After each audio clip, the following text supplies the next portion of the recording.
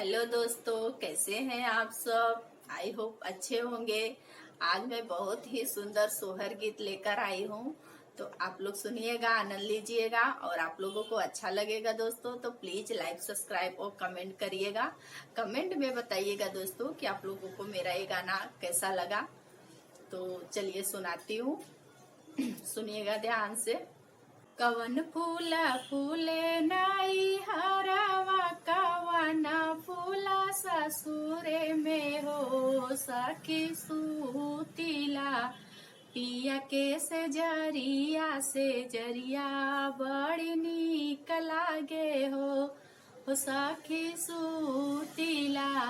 पिया के से जरिया बड़ी नीक लागे हो। बेली फूला फूले नाई हरावा, चमेली फूल ससुरे में हो सखी चंपा फुलवा। पिया के से जरिया बड़ी नीक लागे हो सखी चंपा फुलवा। पिया के से जरिया बड़ी नीक लागे हो। फूलवन से जिया सजावेली, पिया संग सोवे चली हो सखी आई गईली। बयरी नदिया पिया मोर उठी भागेली हो सखी आई गईले। बयरी नदिया पिया मोर उठी भागेली हो। एक माह बीतली, दूसर माह तीसर माह हो सखी नौवे माह में उठेला दरदिया त केहू नाही जानेला हो सखी नौवे माह में उठेला दरदिया त केहू नाही जानेला हो। आपन मायरिया जी रहती ता गोदी लैके बैठ जाती हो। अपनी मायरिया जी रहती ता गोदी लैके बैठ जाती हो सखी सैया जी के।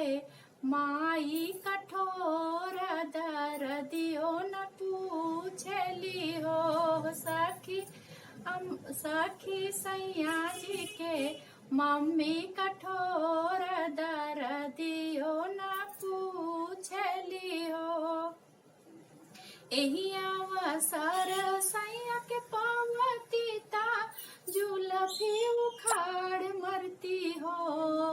एही अवसर सैया के पावती ता बबरी उखाड़ मरती हो। अरे बाही पकड़ घिसी रही बेलन से परीछ देती हो। अरे बाही पकड़ घिस रही झाड़ुओं से परीछ देती हो। जिन्हें हमरे बाबा बियाह करते नाही रे गवन करते हो। नाही हमरे बाबा बियाह करते नाही रे गवन करते हो सखी नाही सती। इतना दर्दिया भला ही हम कुंवार रहती हो सखी नाही सहती। इतना दर्दिया भला ही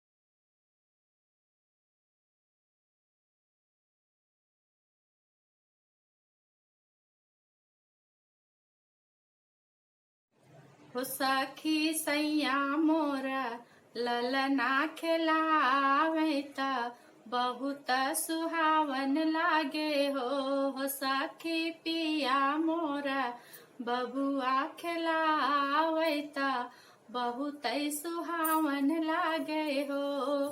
भल हमरे बाबा बियाह कैले भल से गवन कैले हो। भल हमरे बाबा बियाह कैले भल से गवन कैले हो सखी भलाही से जनमे होरी लावा माँ हल उठे सोहरबा धैया दुआरे बाजे हो सखी भलाही से जनमे होरी लावा माँ हल उठे सोहरबा धैया दुआरे बाजे हो।